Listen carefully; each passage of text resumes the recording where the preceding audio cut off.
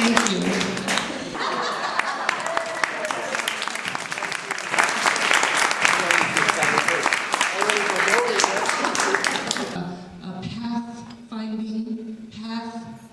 Stepping and making the way for people happens while you're doing other things, and I am so very proud on a very personal level to introduce you my very dear friend, Consuelo Rodriguez, Doctora Consuelo Rodriguez, who is going to tell us a little bit about the 60s.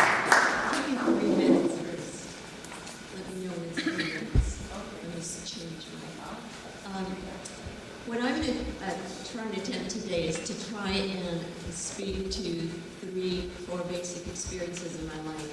The first one would be the walkouts with Roosevelt Junior High School. The second one would be the horrendous situation at Santa Clara University.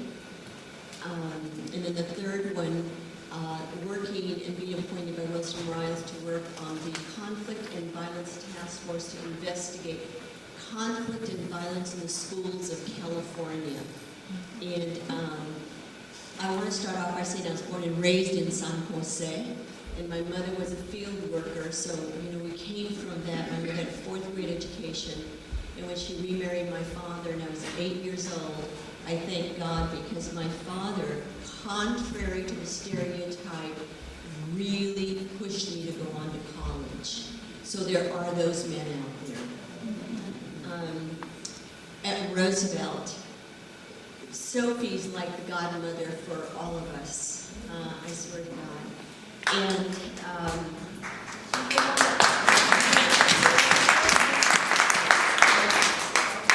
I have been at Chico State, and I was one of 3 Chicanos on the campus.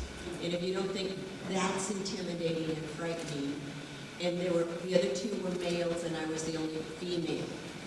I didn't want to go there. I was frightened. I told my dad, I can't do this, I can't do this. My mother said, "Yes, viejo, llévala para la casa, llévala para la casa."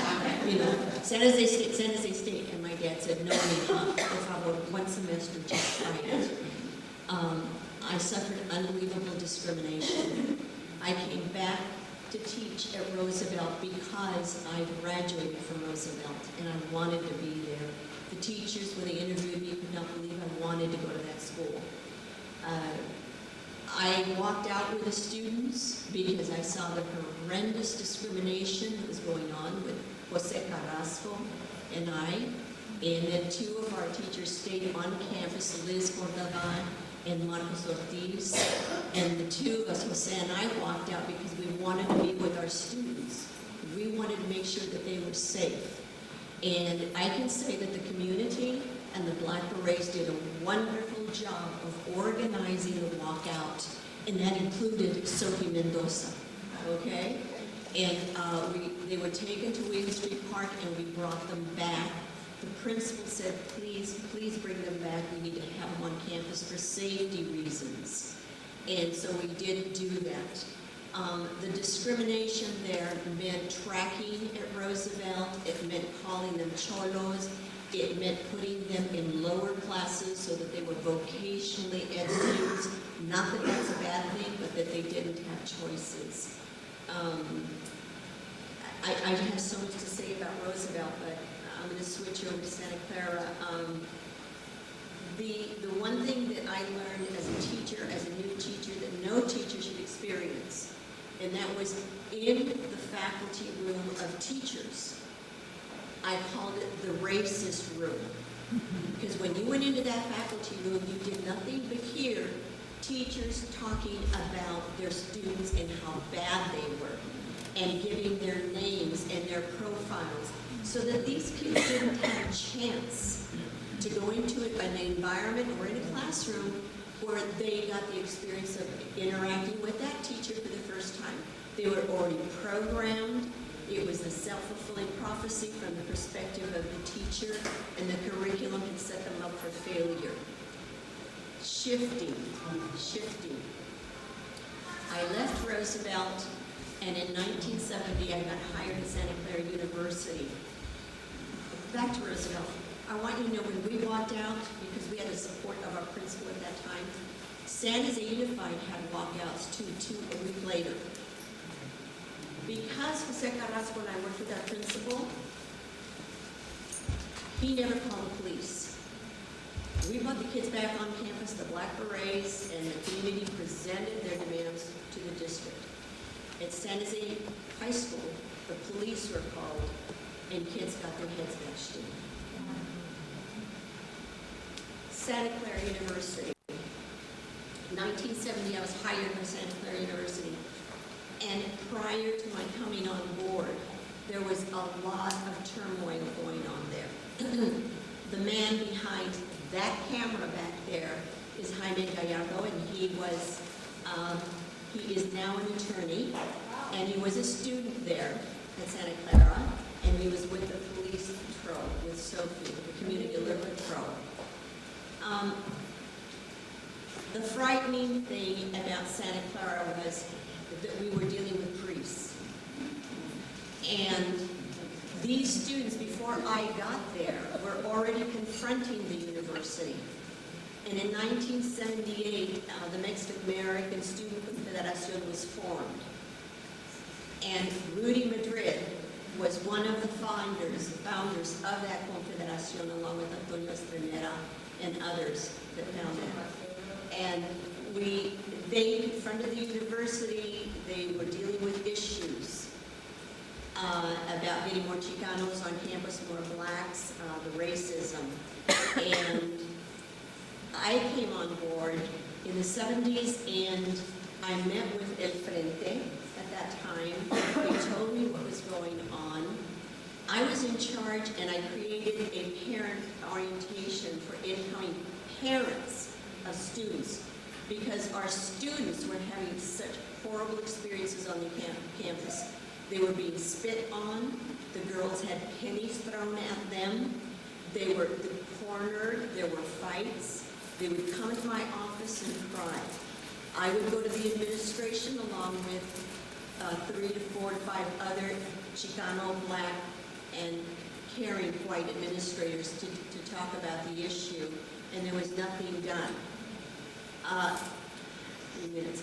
El Frente and us got together. The students decided they were going to have sit-ins.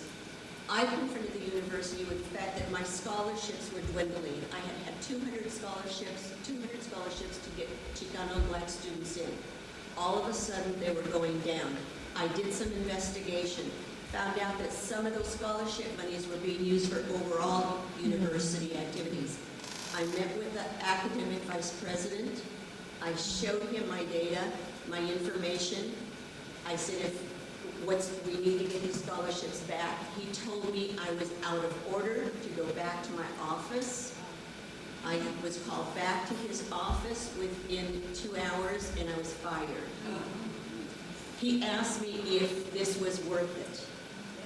He said, your career's on the line. You still have 180 scholarships. Is this worth it? And I said, yes. And I'm sorry right now, I'm close to tears. But the frighteningest thing was what was my family going to say, because they worked so hard to get me through college. Not because I had money, but because they stopped trash cans to send me money and I held 3 jobs. I went back to my office. I just took my personal belongings. El Frente was with me, and Cipriano Montoya, bless his soul, who was an ex-Pinto, who advised me, took me out of my office and said, we'll come back and pick up my files in 2 days. We came back the next day, and my office had been ransacked, and all of my files trashed that had my proof about the misappropriation of the scholarship funds. I left with Sofia and El Frente. They walked out with me, and I took what I had left, and the students told me they were marching the next day. They marched, they walked in on the president's office, they sat, they took over the president's office, some heads were bashed in. It was frightening. Rigo Chacon was standing next to me, and he said this was his very first assignment. Sofiano to my left, And I just remember my legs buckled in on me as we saw the riot squad come on campus. Full gear with the guns, with everything. They went into the president's office and they hauled off 7 students into jail. The rest of the students panicked and ran out of the office, and they ran to the mission. And they found solace in the mission. The priest opened the door, let the students in. There were 7 of us fired who were called the Benson 7. And one of those was a priest. And the other was this white woman that was a secretary for 40 years, and they were disturbed that they were going to lose her. But all 7 stuck with me. And they were fired because they would not say that it was a conspiracy on my part. I took the university to court. We lost because we could not prove racism and because of my documents being stolen and burned. And we hid some of the documents in CET's office because of Sofia Montoya. The students are still fighting the battle. They are still, there is no ethnic course there. This month, the proposal for ethnic studies, to institute an ethnic studies program, is going before the Board of Trustees. And that just goes to show you how backwards. And when I sat in the court, and they said Consuelo Rodriguez versus the California State Santa Clara University system, I was so frightened, and it was Cipriano who held my hand. And I will never forget that, because they named the trustees, and 2 of them were Shirley Temple Black and Clint Eastwood and Clint Walker. And I just sat there and said, I can't do this. And Cipriano said, and so for Rudy Madrid and those 7 students that were hauled off to jail, and for us to know that today, not today, but this month, the trustees are voting on instituting ethnic studies.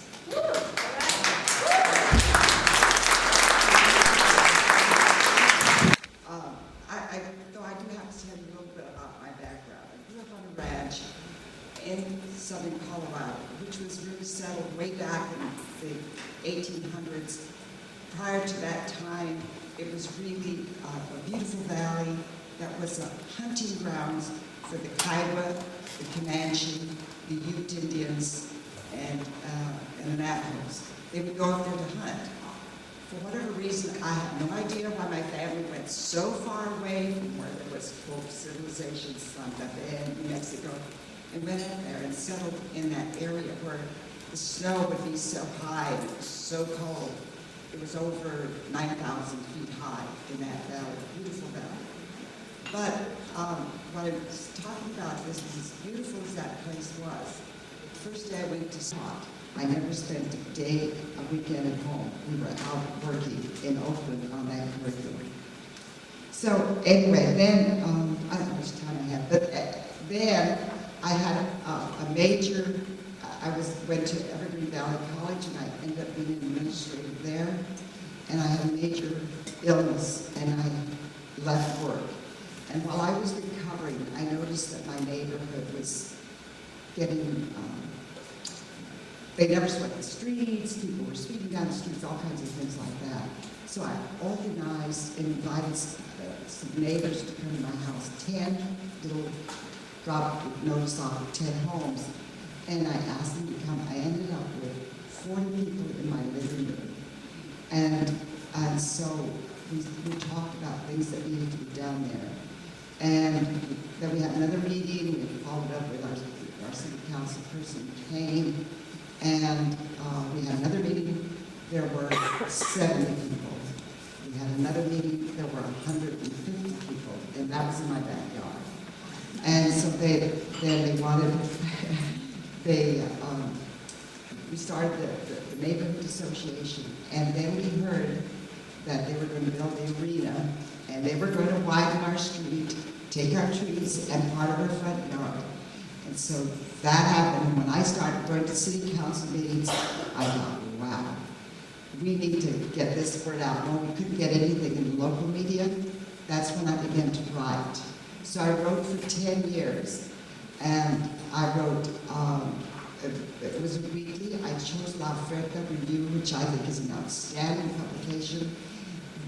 Mary Andrade, she's from Ecuador, loves Mexico and really honors everything about it, the history, the culture. And there's a book there that she's done, Theaters Mujeres.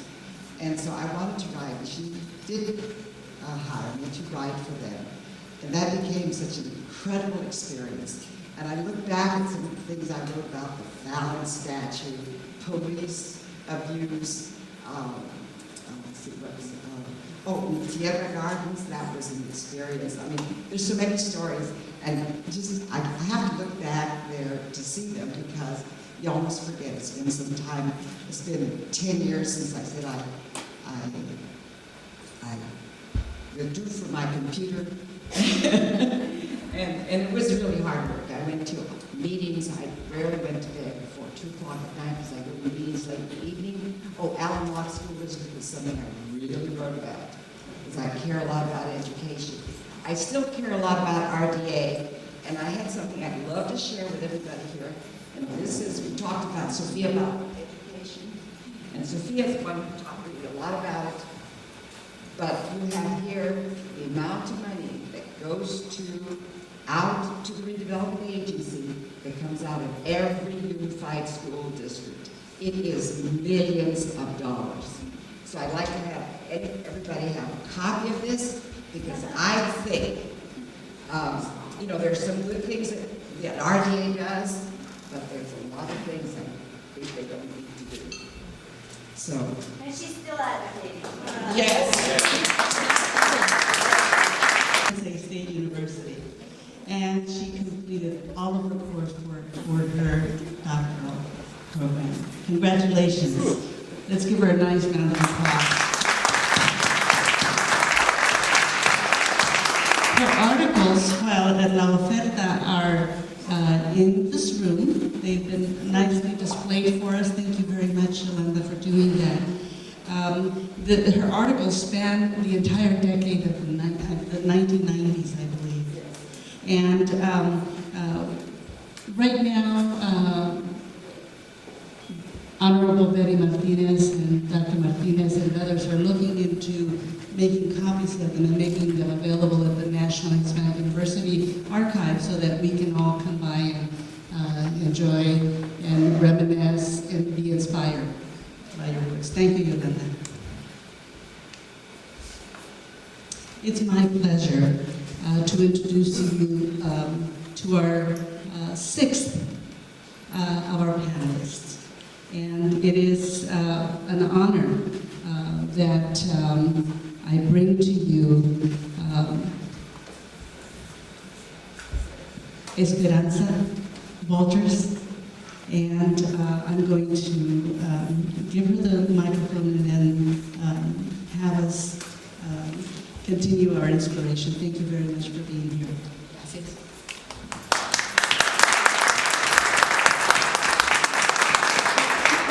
It's interesting hearing the similarities and the differences in our lives and how we became activists. I guess I must have been the late bloomer because my grammar school and my high school days, I was pretty much the bookworm. But I did know that I wanted to go to college. And I remember, as far as the barriers, I went and applied to different schools, went to Davis, San Jose State, and a couple of nursing schools. And then I got acceptance, and my dad said, I remember the mail that came at noon. I remember getting the envelope, and I was all excited. And we were working in the fields. Well, everybody came in at lunchtime. And my dad came in, and I said, Dad, I got accepted. And I just remember his words, no bus. I didn't understand at that point because he knew I was going to different places, and he had always supported me in my endeavors of doing well in school. I knew he was proud of my doing well in school. And I remember his He was upset enough that he left the room with no lunch.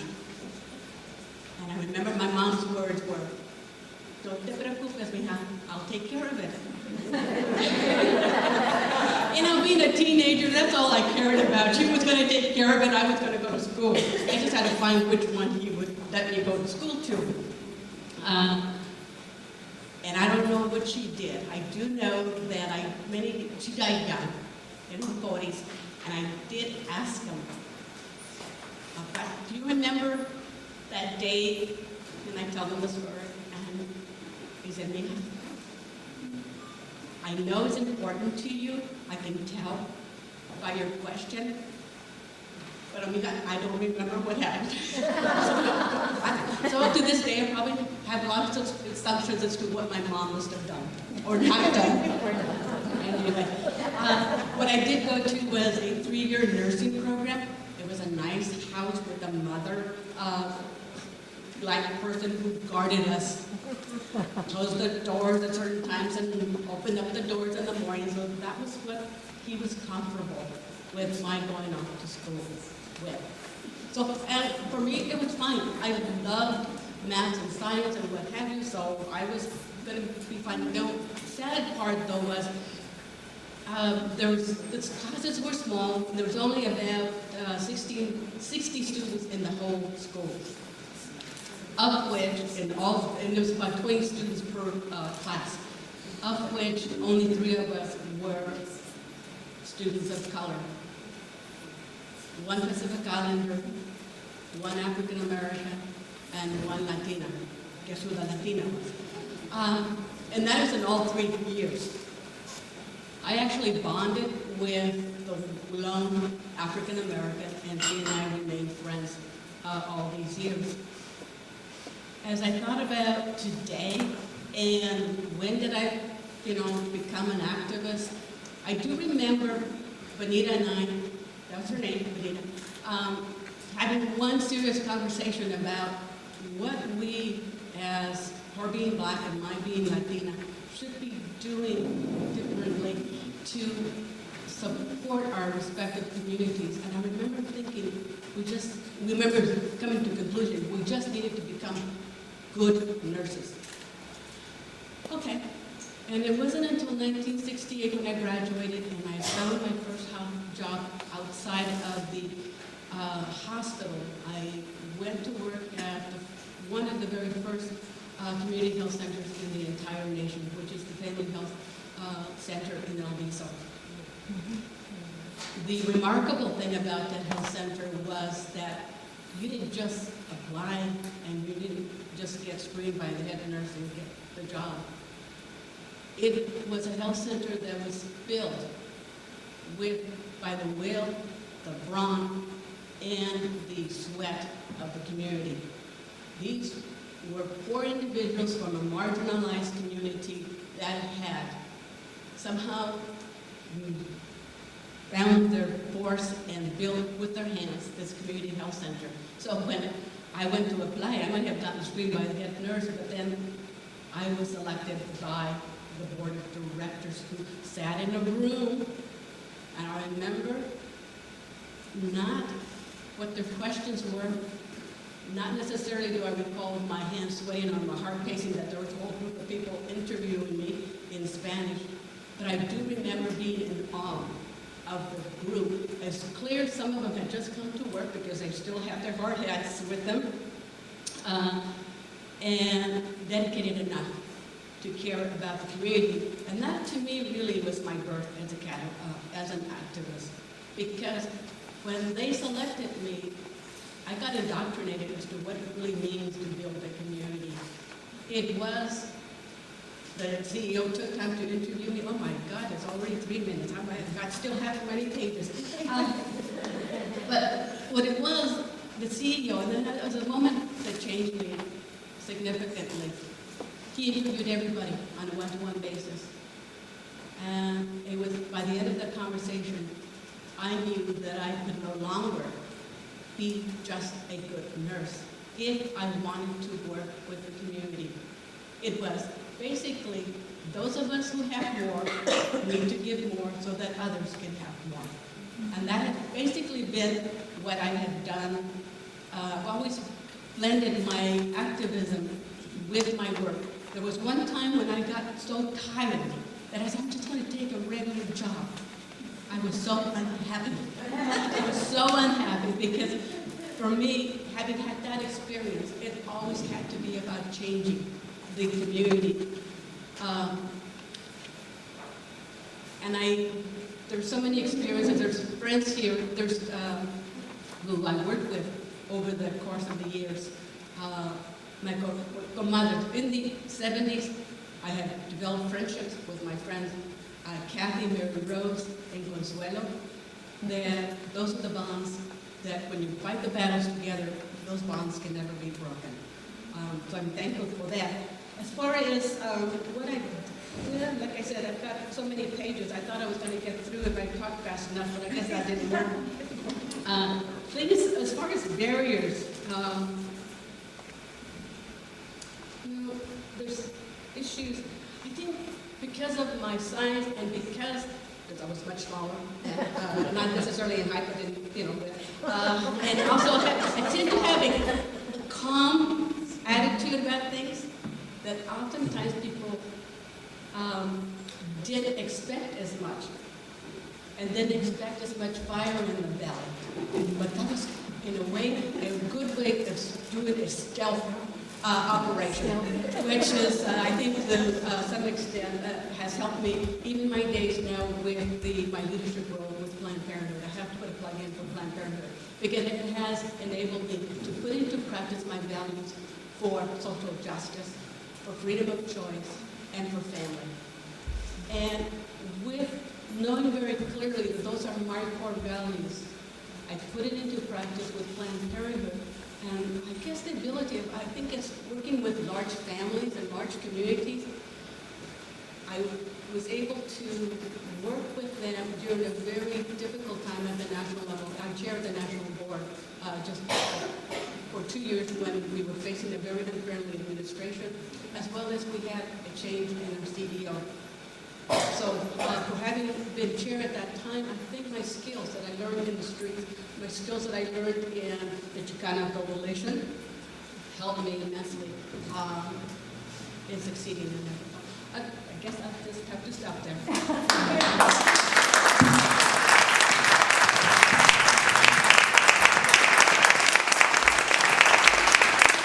Ms. Walters, a family member of a traditional farm worker family, continues to teach doctors, physicians, researchers. Thank you very, very much. Ms. Walters received her nursing diploma from San Jose State, another proud Spartan. She has a BA and a master's in public health from San Jose State University. Thank you so very much.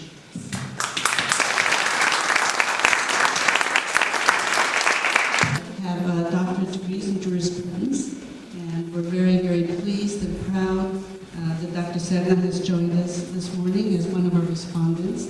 I'm also, so that I don't interrupt the flow, I'm going to introduce you again to Dr. Lupe Frias. Dr. Lupe Frias was the first Chicana to earn a doctorate in economics from UC Berkeley. And so let's give our doctora a big round of applause.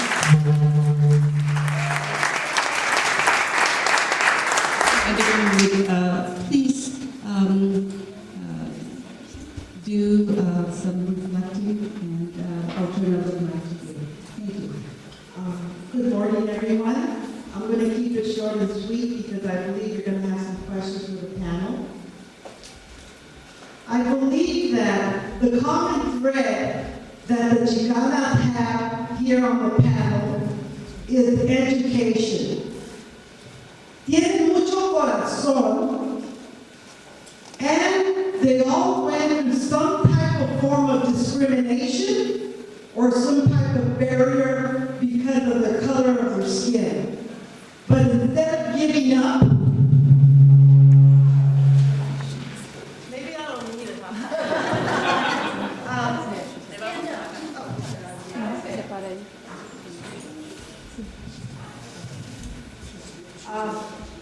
as I indicated earlier, I think the common thread that they have, all of them up there, is education. but decided to take matters into their own hands. They had a lot of ganas to make change, and they did. And as a consequence, we are much better for it.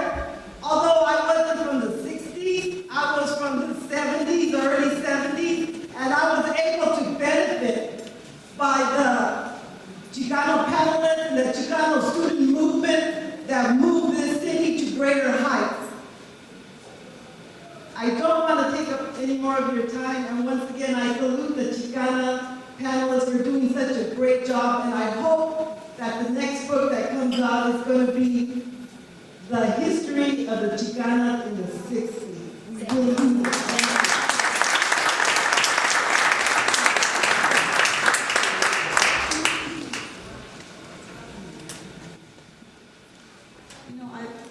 Very inspirational. I'm just very blessed to be here with you all today. I feel like I have always, well, for a good part of my life, that has been sort of the margins of the Chicano community here in San Jose. I grew up in San Joaquin Valley, and I got my doctorate in Berkeley. And I met my husband, Jaime Gallardo, and I moved to San Jose in the late 70s, early 80s. And so I was always, my community was always in Berkeley, and I was commuting back and forth, but I was living here, but I wasn't really part of this community. So I would hear all the names, Esther, Medina, Aurora Quevedo, of course, Sofia, Mendoza, all the names. I would see them, but I really never had a personal connection to them. And so in 2001, we moved back to San Jose, and since then, I feel like now I am part of the community. I think what I heard all of you say is that you talk about your process of concientización. That's such a wordy word. And also the whole idea of oppositional consciousness, to use one of our Chicana feminists, from Waldstrom. Oppositional consciousness. And it was oppositional consciousness to race, class, gender, and cultural hierarchies. And they faced them, and we all faced them head on. I'm too more of the 70s. But what these women did is that they built paths. They blasted through.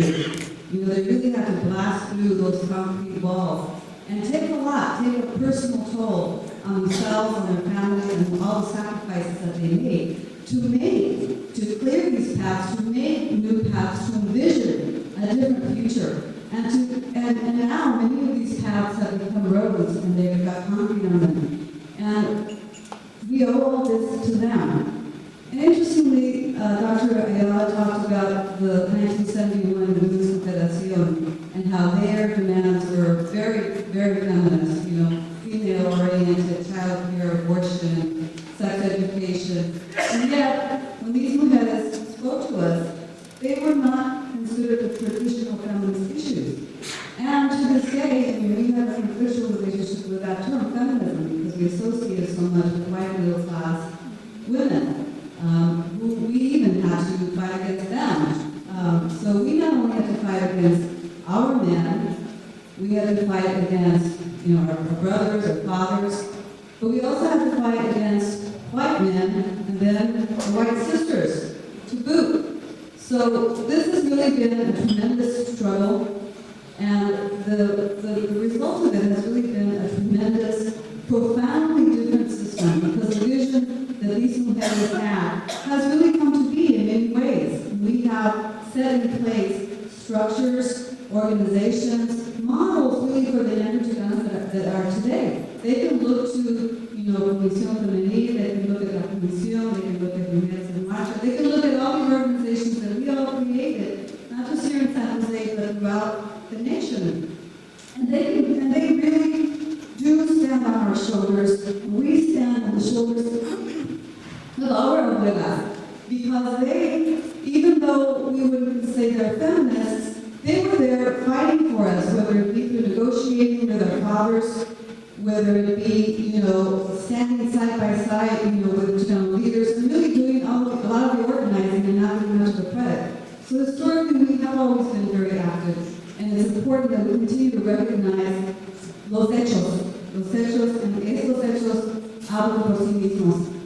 And so what I ask you today is, what is the next step? Because as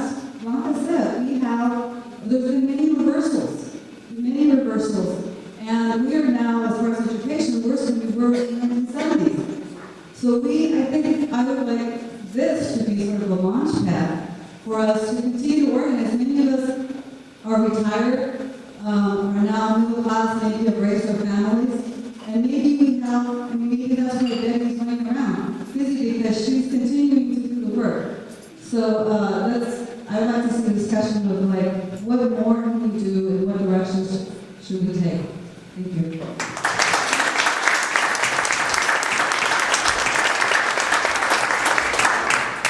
The last question, I want to recognize a couple of things. Number one, going on what Lupe just said, we're coming upon some very difficult times. And as an education person,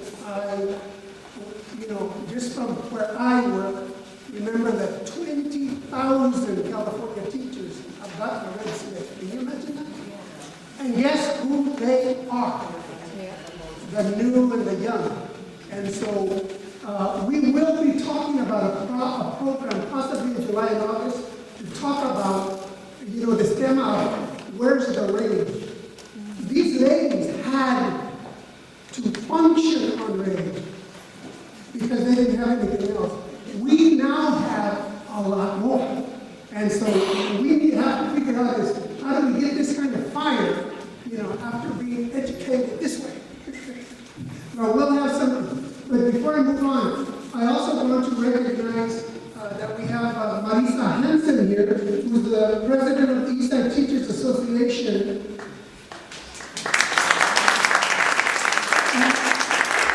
And I want to point out, parents want to yell at the teachers because there's not enough at the schools.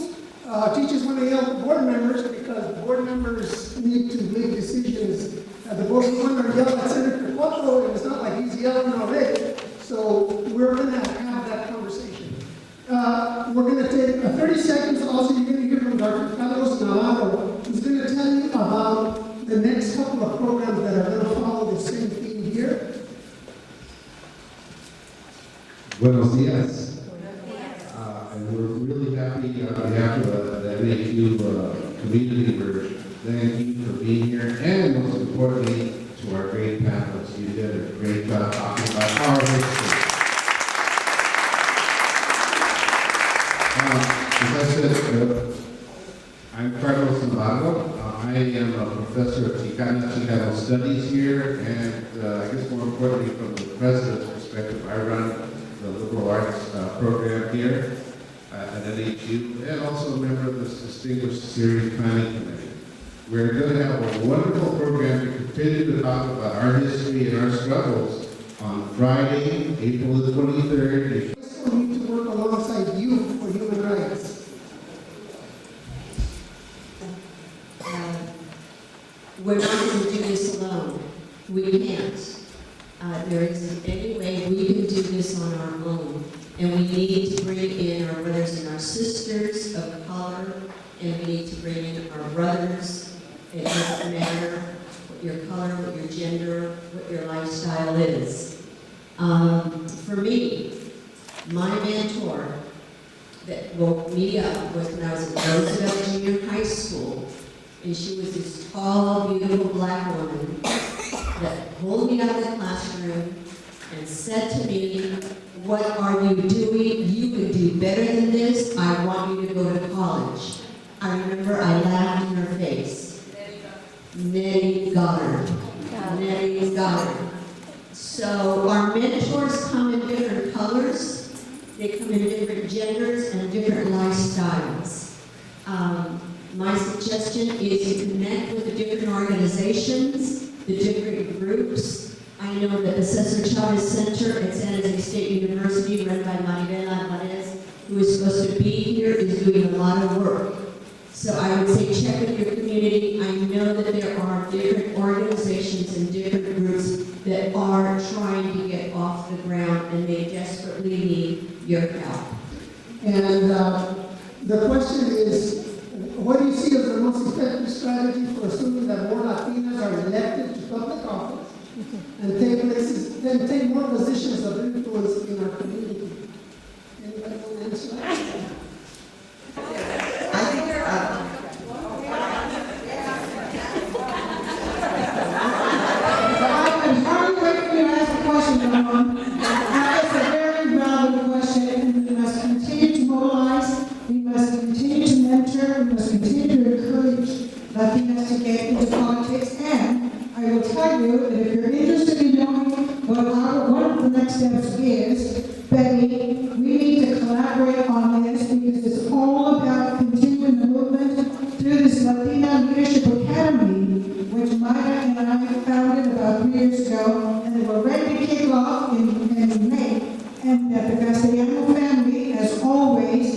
have generously contributed to its development. This is a fabulous opportunity for those that have been activists in the community that want to take the next step, and the collaboration between what you're doing today in Vermont and what we're doing is so fitting, and it fits like a glove. We've got to continue to support each other and to make sure that mobilization, education, encouragement, and support of Latinas continues very, very strongly. Thank you very much.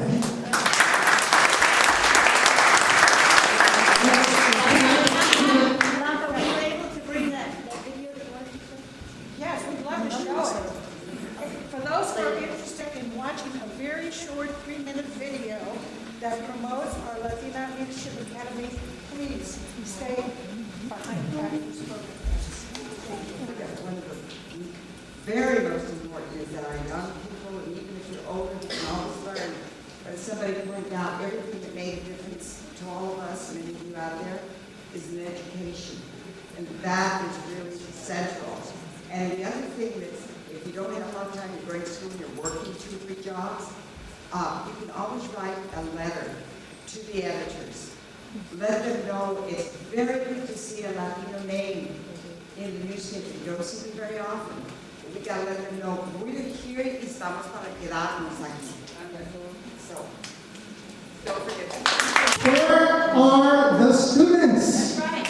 Yes. Where are the youth? And so, what I just want you to know what they're doing is they're undertaking a plan to have monthly distinguished events that will bring you, the people who know everything, together with the students who know even more.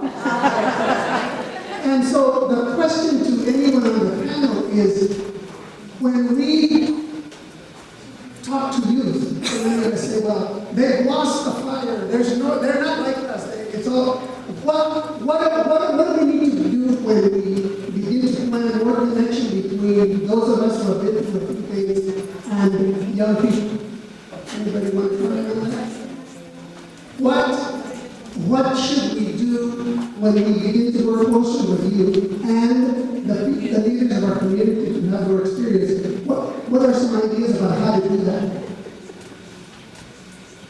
I have a little bit of experience being in the neighborhood, and I'm certainly one of the old ones. So the young people that I found out, also a lot of things that I was involved, is that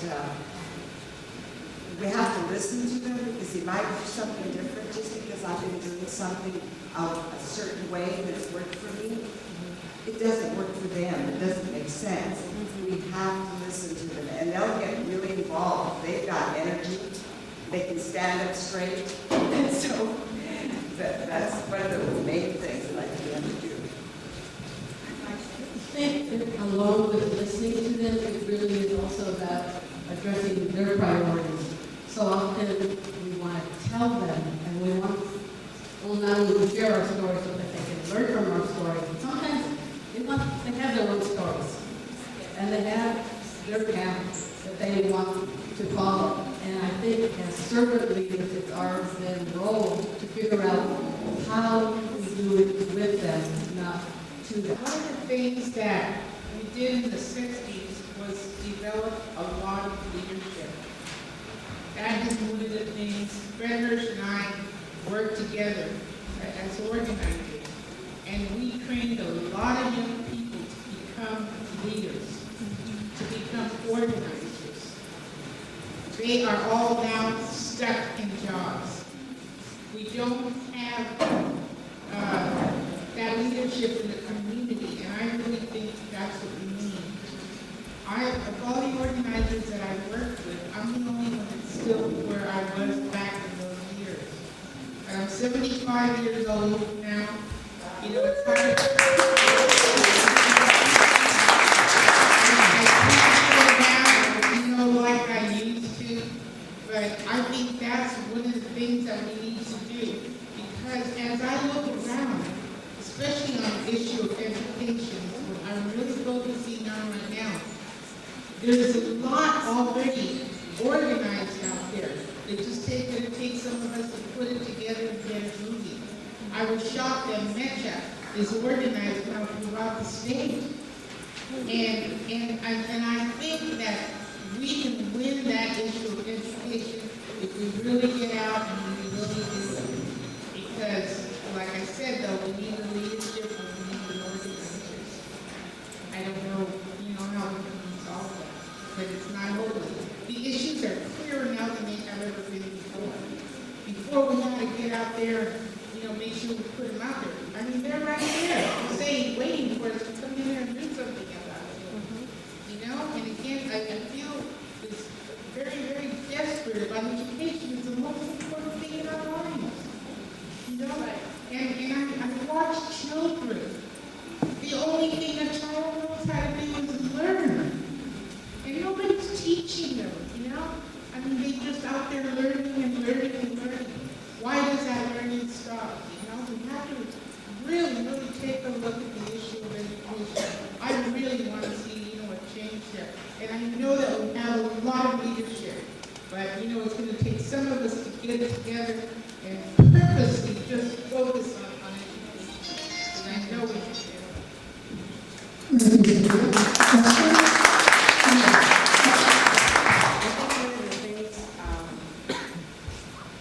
I think one of the things that's important is to convince some of these young people that they are leaders. I know who's convinced me I was a leader and I fought it, and it was too scary. But if we told them, you can recognize leadership in people. I don't care how quiet they are. And you have to. And she brought for some teachers. So I'd like to put them on the spot and ask the teachers who are seeing the every single day, what would you do, how would you tie all these resources and all this knowledge to your students?